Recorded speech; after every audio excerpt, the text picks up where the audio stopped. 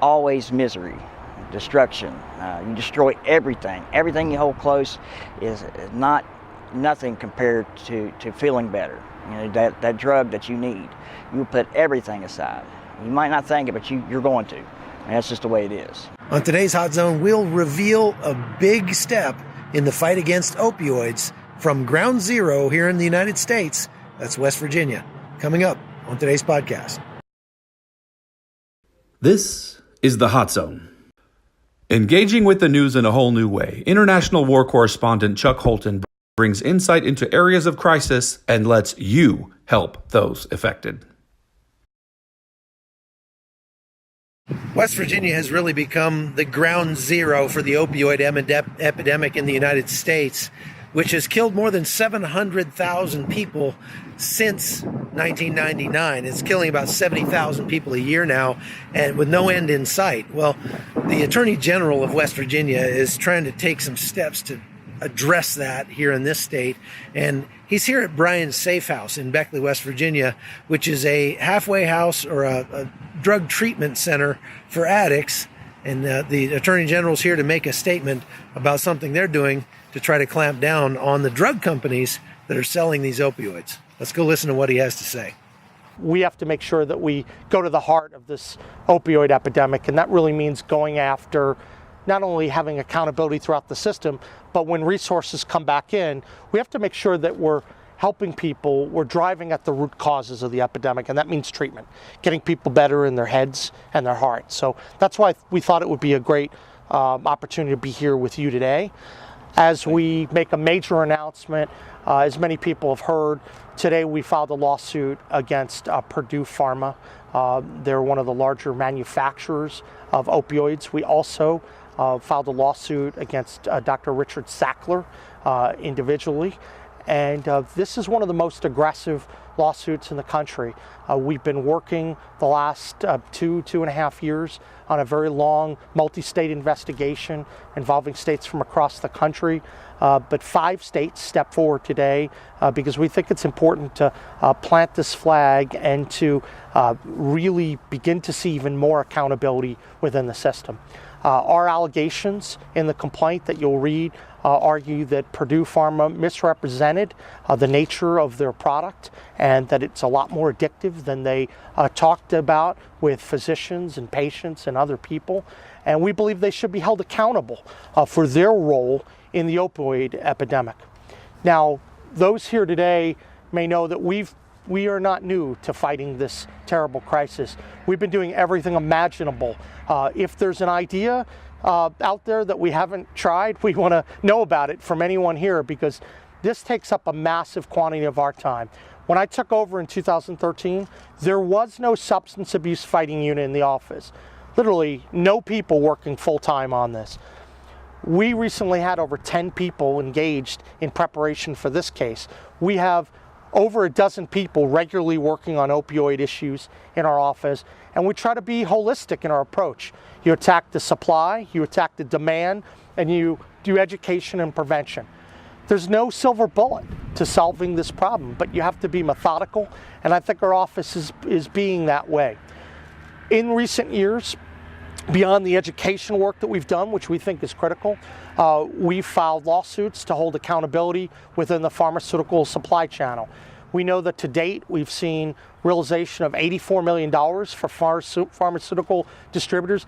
That not only is record-breaking for the state, but it's more than any other state in the country has been able to realize to date. We think these are significant and that they're going to stand up to the test of time. In addition, we've also tried to go after the root cause of why there's so much prescribing here in our state. And I can tell you there are a lot of reasons for that. And we're in southern West Virginia, where sometimes there's a lack of hope within the community. And that's certainly critical, that there's a disconnection with individuals who have lost their way. But there are other entities that are also responsible, and we're going to hold them accountable, whoever they may be. Our litigation has involved manufacturers, distributors, pharmacies, pain clinics, and the federal government. So our ministry is the Bryan's Safe House and the Sparrows Nest. Sparrows Nest serves for the women, the Safe House serves men, but our primary function is to help young men in the state of West Virginia that are plagued by this opioid epidemic that's going around. A lot of men are losing their lives, and a lot of women are slaves to men and addiction at the same time. And we are here to try to improve their lives, allow them to find Jesus Christ, and then learn how to live without drugs in a successful way. And what does the program look like? The program's a 12-month program. It's an in-house residential program where they actually come and live with us for 12 months, 24 hours a day. We have a closed campus, which means they stay on campus, and for about 10 months out of the year, they have classes every day, and they go to church on Sunday and have a very structured life through the events of the day. And then in 10 months, we help them reintegrate back into society, learn how to live, learn how to make a living, and help them through their legal struggles and overcoming their issues that they've brought with them. How many guys do you have here now, and how's their progress? We have about 12 guys in the program here, and over at the Nest we have about 6 girls. Great. All right. My name is Joe McLaughlin. I'm from Charleston, West Virginia, and the state of the opioid epidemic is pretty bad. I mean, it doesn't discriminate. You can come from a poor residential area or a rich residential area. I mean, it doesn't discriminate against anybody. I mean, the problem is that the damage is already done, and the way that they're going about it, they should be trying to figure out how to clean it up. I mean, everybody was pumped full of prescription medication for years, 10 years plus, and now they wonder why there's a problem with it. And it's so easily to get on the street. People were going for, like, my buddies have told me they go for headaches, get prescription pills, and then they sell them to anybody with the highest dollar. Millions and millions of pills readily available, just. So how does that work? I mean, like I said, I would have no idea how to even look for that kind of thing. Let's say that somebody, says, gosh, I got to get a pill. How did you do it? How did you get them? It really wasn't hard. I mean, it's around every corner. There were pain clinics for a while. People were going to Florida to the pill mills by the carloads. You could get fake medical transcripts. The doctors were just writing them left and right, and they'd come back with 400, 500 pills each from one trip. Anywhere from pain pills to benzos, nerve pills, muscle relaxers, and from there it went on and on, which then brought on how people were doing them to where they were shooting them up, and there's an epidemic of needles. So from that stems disease, So tell me about your own experience. I went and got my wisdom teeth cut out, and had some pain pills left over. Went through a little trauma, like most people do, and it just it numbs you. It numbs you, and then you don't have to deal with the pressures of life. Instead of dealing with life itself, because life's hard. You don't have to deal with life, and then from there, there are no stories of somebody being hooked on any kind of drug and they're saying, well, I'm hooked on drugs and I built a big house, I got a great job. It's always misery, destruction. You destroy everything. Everything you hold close is nothing compared to feeling better. That drug that you need. You put everything aside. You might not think it, but you're going to. And that's just the way it is. So what was the end result for you? I wanted to die. I just prayed to God one day to just take me out. I was done. I didn't have a place to live. I was sleeping on a little baby mattress. I didn't have no food for days, no way to clean myself, no money. Had to see my son. I lost everything. My family wouldn't talk to me. I was just a lost soul, kind of roaming around like a shell. And I prayed for God to just take me out. And the first time I talked to God in years, and well, he did take me out. He brought me to a place where they could help me. To not just for the addiction. Anybody can quit doing drugs. There's usually a profound brokenness inside you that causes you to do them. Drugs are the solution to a problem that you have already. They attack the problem the way that I think it should be attacked, from the inside, and it helps. It helps me learn how to combat the addiction. Tell me about your experience here at Bryant Safe House. How long have you been here? I've been here 7 months. That's the smartest thing I ever did. The only right decision I've made in the past 12 years. They started working on my self-esteem to let me know that I wasn't just a failure, because after years of failing, that's, you develop a sense of a failure. They told me that God loves me. He made me for a reason, and they were relentless with that. And the other brothers here, they were welcoming, made me feel accepted. And as time went by, I was here, I started to believe that. And the more that I believed it, the more that I was understanding, and my perception started to change. And it showed me that there was hope, that I could be the man that I was meant to be, the godly man that I was supposed to be. And it developed, and more and more time went by, it was strengthened within me, and here I am. Do you find yourself now with hopes and plans for the future? Oh, completely 180. What's your hope for the future? I'll graduate this program. I have some tickets and stuff to get my license back. I got to get those paid off. My relationships that I have destroyed have been slowly restored, thanks to God. I plan on strengthening them and continuing to be a leader for my son and the people around me, and just continue to grow from there, and be more successful and more successful and more successful as time goes on. Perfect. Yeah, it's my name's Zacks Story. I'm from Beckley, West Virginia. I'm 30 years old. The opioid epidemic here in West Virginia I see is more people are using it to. A lot of it's doctor pushed. I feel like a lot of it gets pushed on to a lot of people.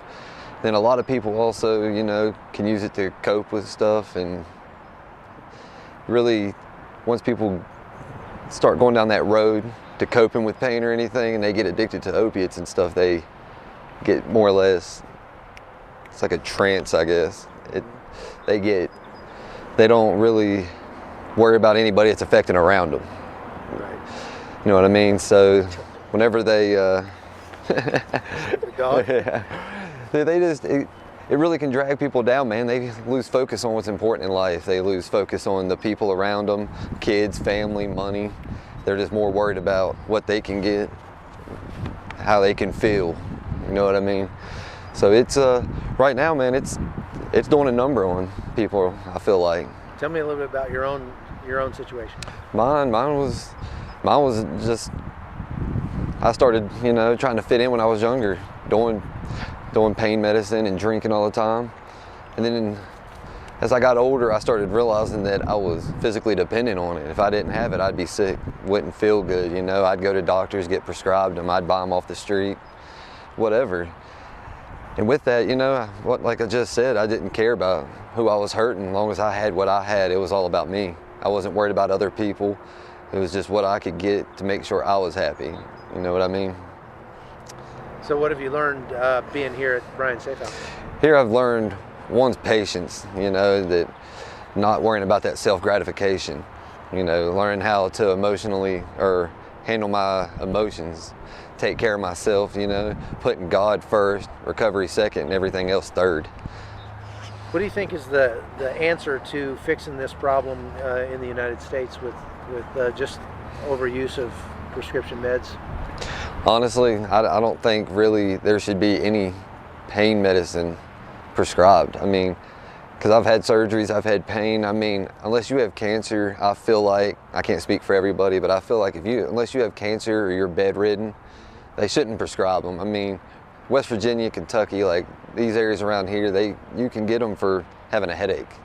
They'll prescribe them to you. So I feel like they need to just really stop prescribing or pushing to prescribe as much, making that an answer, give more alternative solutions to the problem instead of just you know, a lot of them, doctors make money if their patients keep coming back, I feel like. Yeah, right. Do you think that there's a lot? I mean, you saw firsthand. You know, how did you get drugs, and how did that become so easy for you? Me, it started when I was younger. I looked for, I guess, whenever I was younger, I started doing them. It was just older people around me would influence me to do them. And I had hernia surgery when I was in my early 20s. And then doctors started giving them to me, and I was already had a drug problem anyways with them from experimenting, and I enjoyed how they made me feel. So whenever I found out I could just tell a doctor after a surgery they weren't working, they'd keep giving them to me until, you know, eventually they gave me strong enough ones, and then it just keeps escalating. You never have enough.